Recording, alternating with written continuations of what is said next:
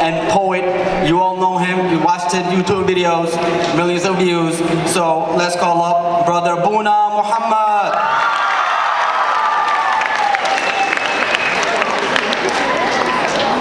I'm like starstruck right now.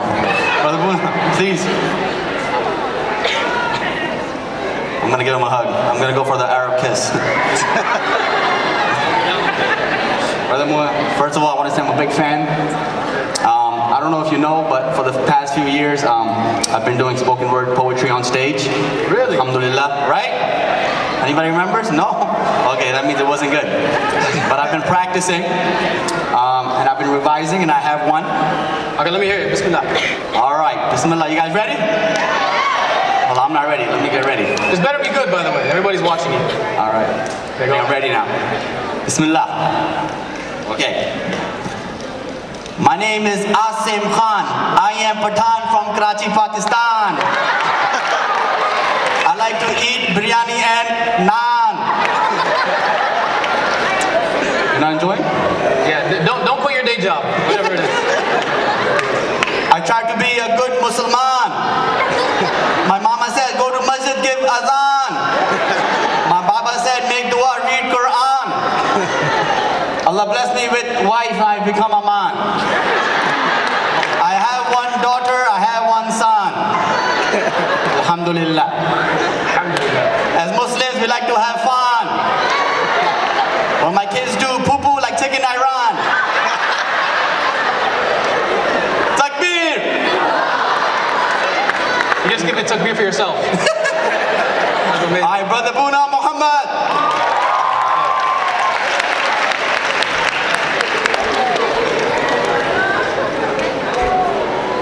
Bismillah ar-Rahman ar-Rahim. In the name of Allah, the most beneficent, the most merciful. In the name of the one whose names are so beautiful, so suitable to begin. Every syllable is for him. Al-Khalaq al-Insan, creator of mankind and jinn. Every noun, verb, and synonym I dedicate to him. He who taught mankind the names of all things, and so to begin, all praises to him. To be or not to be, your being is still for him.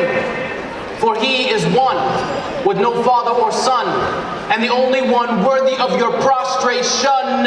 He who controls the moon and the sun, every atom, including Adam, may peace be upon. Indeed, the best speech is derived from the Quran and the guidance of Mohammed sallallahu alayhi wa sallam.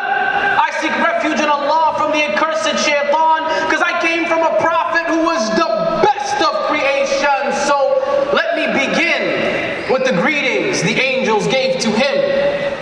Assalamu alaikum wa rahmatullahi wa barakatuh. By the way, I worked really hard on that salam. That was no regular salam I just gave you. Let's try that again. Assalamu alaikum wa rahmatullahi wa barakatuh.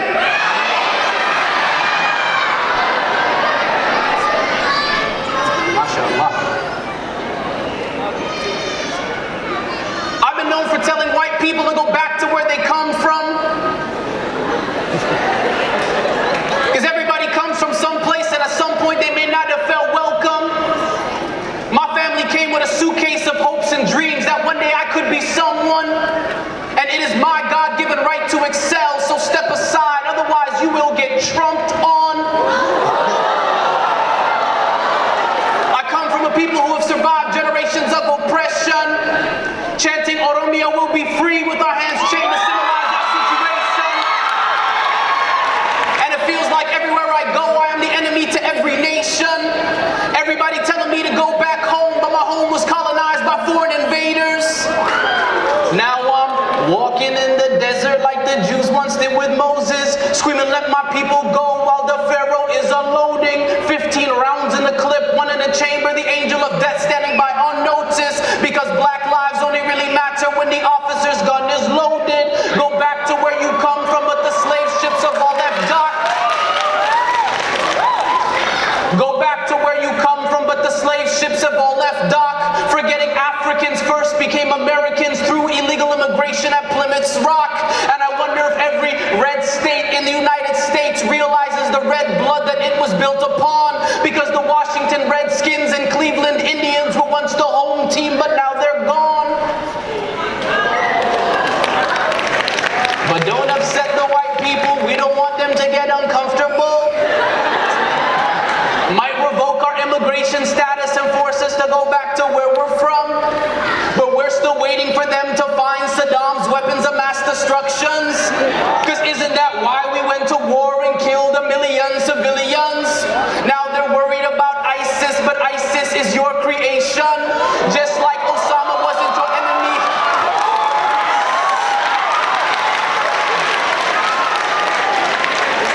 Now they're worried about ISIS, but ISIS is your creation. Just like Osama wasn't your enemy when he was fighting the Russians. So don't believe your TV screens, for them Zionists be selling lies. If all Muslims were terrorists, fool, what makes you think you'd still be alive?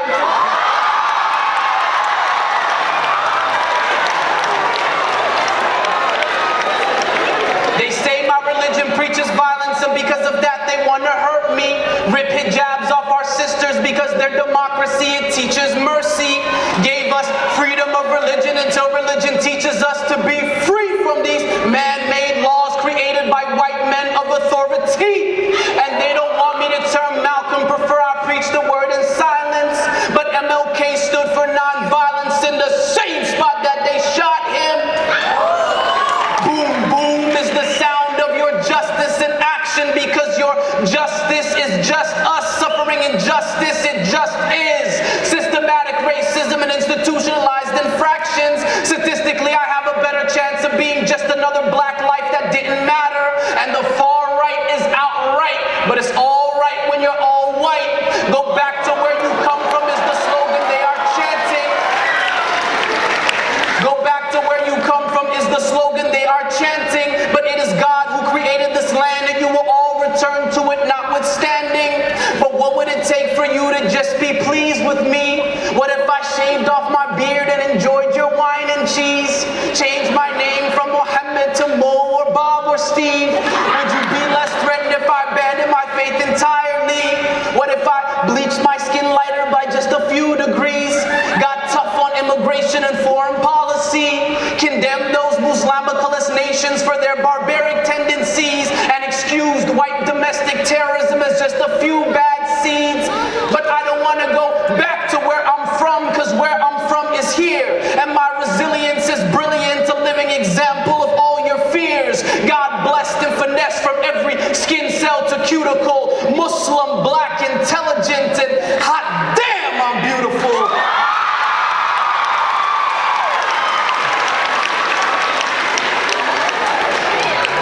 So wake up, world, because the future is here. Unapologetically being me from now until infinity. And my people are here to stay. That's a promise you can count on. And if you don't like it, then you can go back to where you come from. Thank you very much.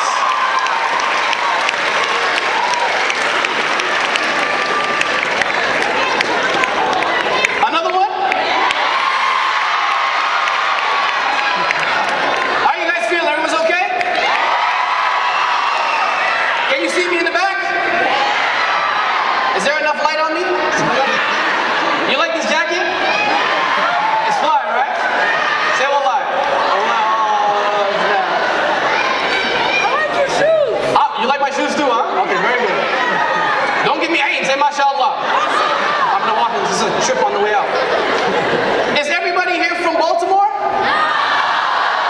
Where are you guys from? Who here's... Okay, let me ask. Is anybody here from New York? New York is in the house, okay. What about New Jersey? The same people just clap. What's going on? You either one or the other, and pick which side you want. Anyone here from Philly? Where else? East Coast. Where? Pennsylvania? I don't think anybody cares about Pennsylvania. Sorry. It's not me, it's the people. Hey, anybody here from Canada?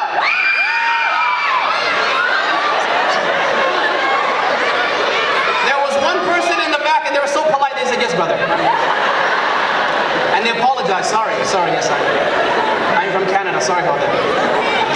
Where's my East Africans at? You all came late. You all in the back. What's going on? Let me guess. January 1st. Somebody's birthday. Yeah, that's your birthday. I knew it.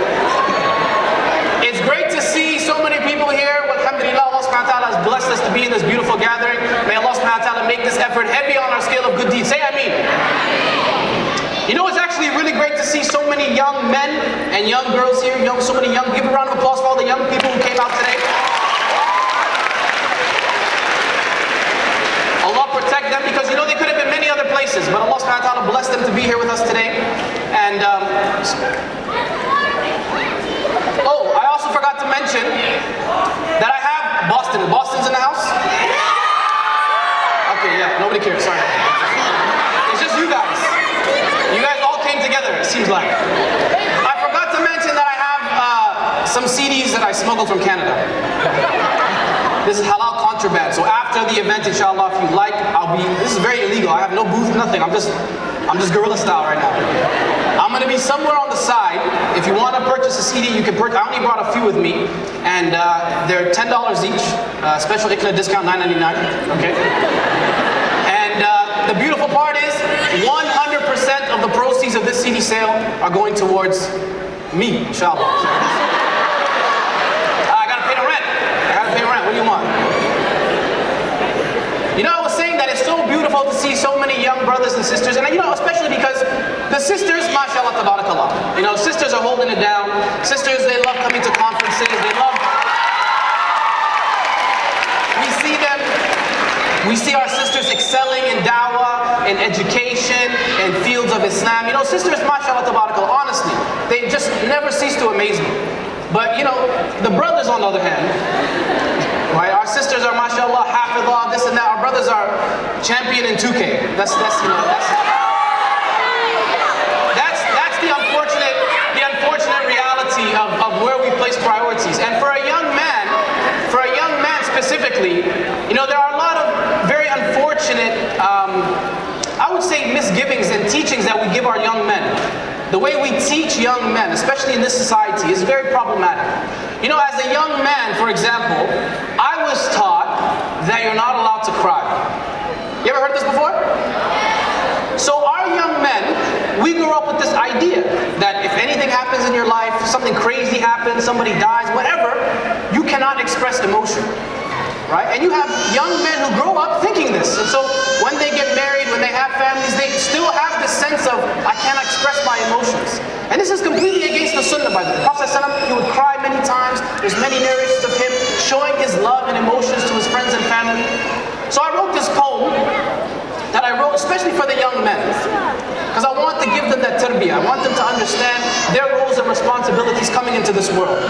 So I'll share this piece with them, inshallah. And sisters, you're allowed to listen as well. This is obviously for everybody. But for the young men specifically, this poem is called Boys Don't Cry.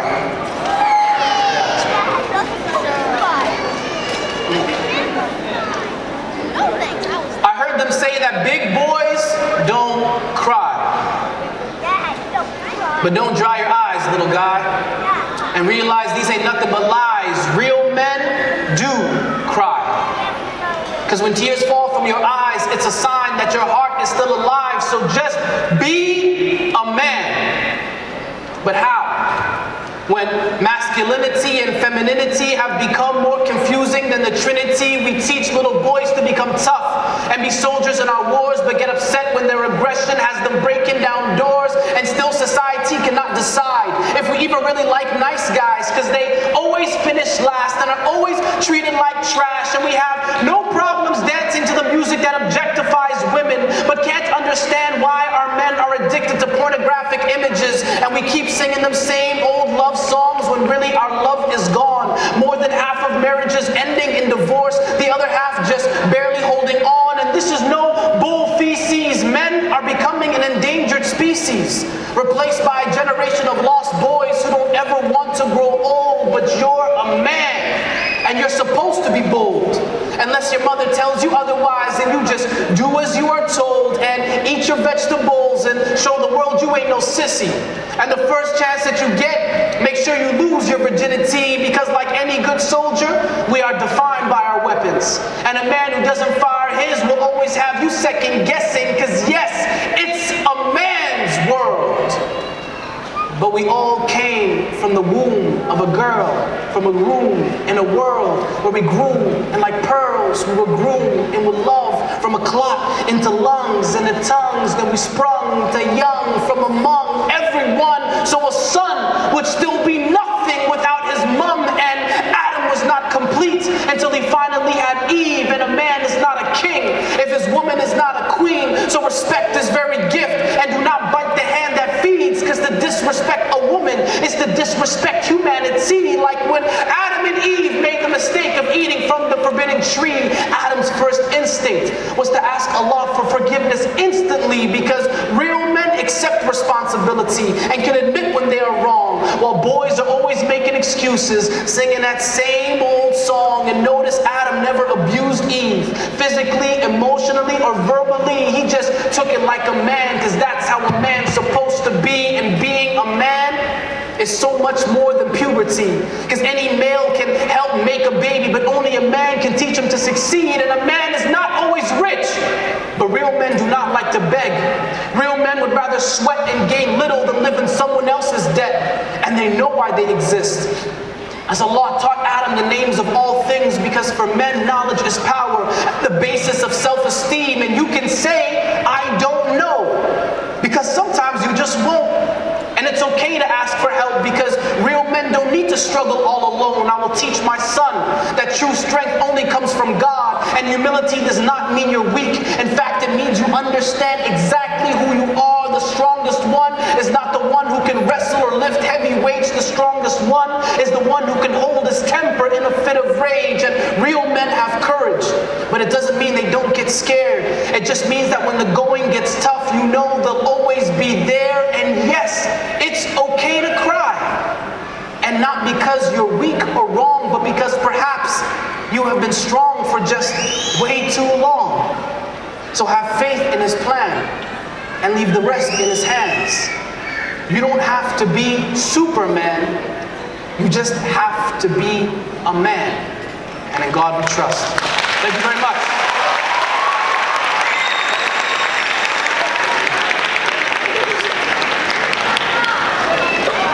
Yo, I don't know how much time I have left. So, can I do one more? Is that okay?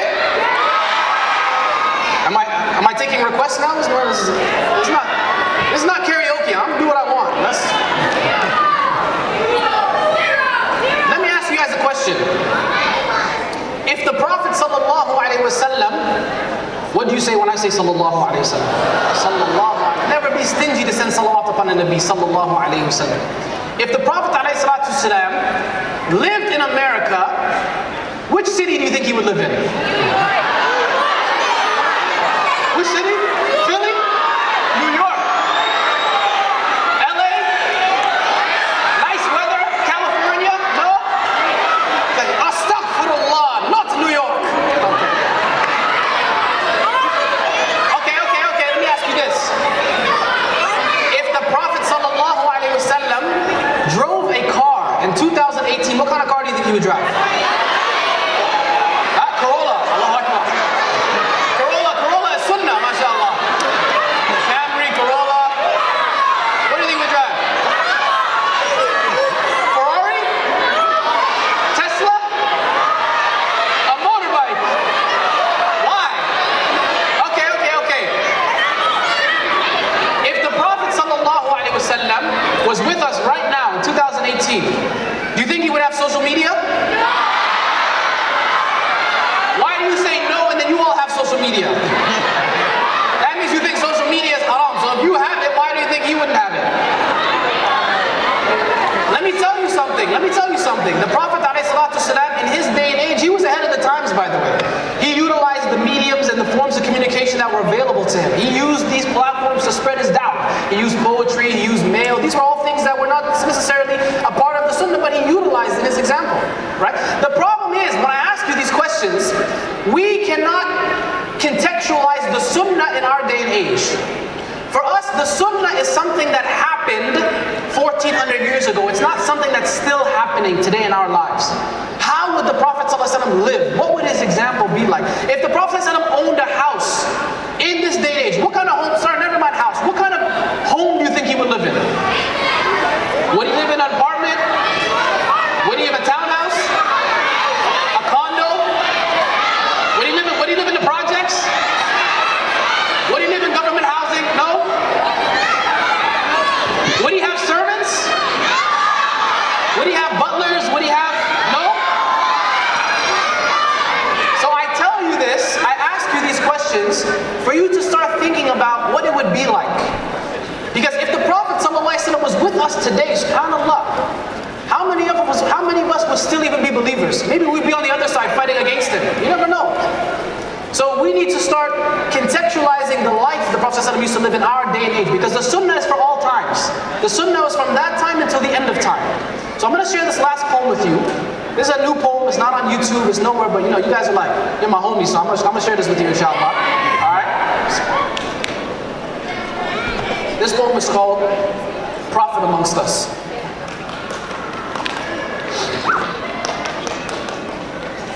If you're not careful, the media will have you hating the people who are oppressed and loving the people who are doing the oppressing. The fact that Islam gets so much press today is like a curse and a blessing. A blessing because nobody can say on the day of judgment that they didn't hear this message, and a curse because we were the ones who were supposed to be delivering it to the masses. And here we are, trying to sell God to a world that is godless, content with chasing the pursuit of happiness and arms instead, burying little baby girls in these shallow graves of Instagram fame, selling breasts and thighs like KFC. We have lost all shame. Today, you cannot even call immorality by name. The idols of yesterday have been replaced by the American idols of today, and we can comfortably say that tribalism and racism are here to stay. A black man is still considered less than a white man on any given day. In every single way, we have lost our way, gone astray with so many freedoms, yet we are locked in a cage. For this dunya has no friends, only one night stands, and we keep getting screwed, chasing mirages in the sand, and there is no way out, no control, alt delete, no disconnecting from this matrix. It is stuck on repeat, and repeat, and repeat, and repeat, and repeat. No more books of guidance, no more messengers to meet, no more wahi from the skies. Our connection is so weak, and we've been given everything that we need to be convinced, but it's so hard to fight ignorance when Abu Jahl still exists, because I'm tired of feeling different, tired of apologizing for what I didn't do, tired of trying to explain the truth to buffoons who just want to tie me in a noose. I'm tired of feeling tired, knowing that I could be doing so much more, but I'm a coward and a sinner, and I don't even know if I deserve to even really have my last name. Trying to uphold the principles of a man whom the angels praise, and sometimes I wonder, if my Prophet were alive today, would this world we see today still be the exact same way? Sallallahu alayhi wasallam. May Allah send him blessings and peace. Because if our Prophet had a passport, I wonder what would be his nationality. Would he be a Saudi?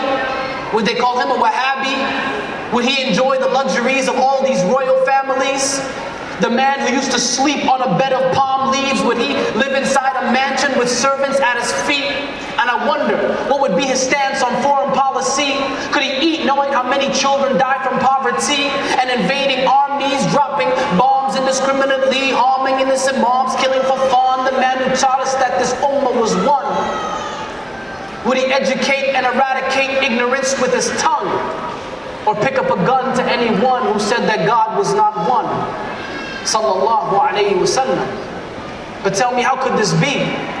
The man who was sent as rahmatan lil alameen, and he couldn't even read, not alif, lam, or meen, yet he would change the heart hearts of a generation, and everyone that would proceed taught us that every life was sacred, and to have respect for humanity, because we were all created from a single clot and seed. And I could see him at the UN addressing all the other nations, warning them of global warming and religious innovations. CNN would ask for an interview. His words would be short and sweet, but they would still find ways to misinterpret and demonize him on TV. Oh, he must be crazy or suffering from some kind of insanity to think the rich shouldn't oppress the poor or take advantage of the weak. And what do you mean when you say that all men are the same except in piety? This is blasphemy. We've been living this way for so many centuries. They would charge Abu Bakr as an accomplice. Uthman would be entrapped, put Umar in solitary confinement, and give Ali accessory after the fact. Khalid bin Walid would be labeled a menace to society, and Bilal's face would be on the front of every Black Lives Matter tee. I pray for humanity, because we are praying for humanity. In the past, they killed prophets, took Yahya's head off with a sword. Now they kill for prophets, justifying their unholy wars, spreading blood like gospel. Now more than ever before, it feels like we need a prophet to guide us through the eye of the storm. But if we did, I would request on Facebook to be his friend, or send him a DM on Instagram just to say, hey, I'm a big fan. You may not know me, but I've read all about you, and you really helped me change my life. And I don't know how to thank you. And even though I never met you, I still believe in you. I'm a follower of you. And I follow you on Twitter too. And when I grow up, I want to be just like you. Mohammed sallallahu alayhi wa sallam. May Allah reunite us all with you. Ameen. Thank you very much. Assalamu alaikum wa rahmatullahi wa barakatuh.